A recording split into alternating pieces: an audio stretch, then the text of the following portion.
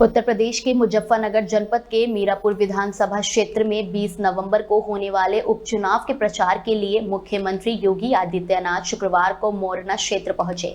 इस दौरान उन्होंने एनडीए के लोक दल प्रत्याशी मिथिलेश पाल के समर्थन में जनसभा को संबोधित किया।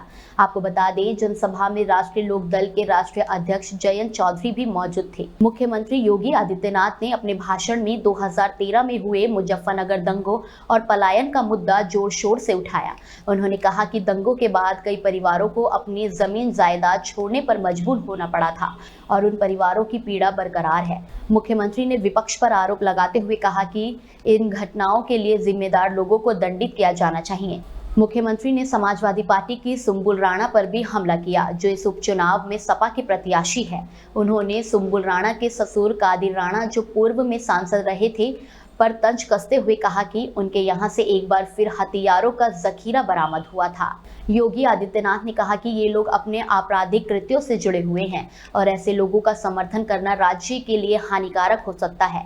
मुख्यमंत्री ने जम्मू कश्मीर में धारा 370 के मामले पर कांग्रेस और समाजवादी पार्टी पर भी निशाना साधा। उन्होंने कहा कि हाल ही में जम्मू कश्मीर विधानसभा में एक प्रस्ताव आया था जिसमें धारा 370 को फिर से लागू करने की बात की गई थी। योगी ने कहा कि प्रधानमंत्री नरेंद्र मोदी ने धारा 370 को हमेशा के लिए समाप्त कर दिया था, जिससे कश्मीर की पूरी स्थिति बदल गई।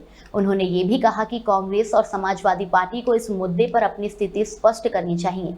योगी आदित्यनाथ ने पाकिस्तान और फिलिस्तीन के नाम पर आंसू बहाने वाले नेताओं को भी निशाने पर लिया।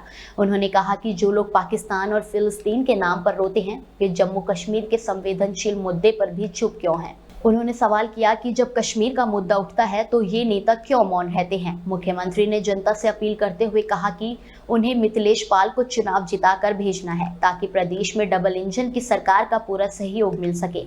उन्होंने इस चुनाव को राज्य और केंद्र सरकार की योजनाओं को धरातल पर उतारने का अवसर बताया और जनता से एकजुट होकर भाजपा और एनडीए को वोट देने की अपील की।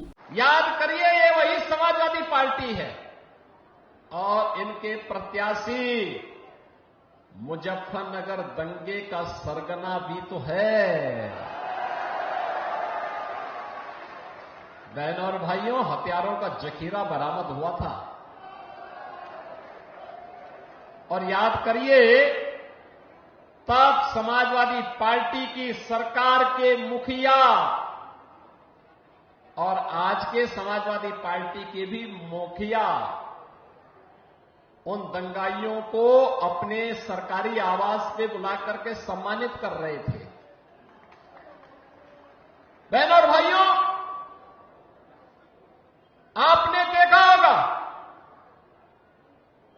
ये पश्चिमी उत्तर प्रदेश, जहां का हमारा अन्नदाता किसान अपने खून और पसीने से धरती माता में सोने उगलाने का काम करता है, अपनी मेहनत से, अपनी पुरुषार्थ से पूरी धरती में फसलें लहलाती भी दिखाई देती हैं, तो सोने जैसा एक महक देती है।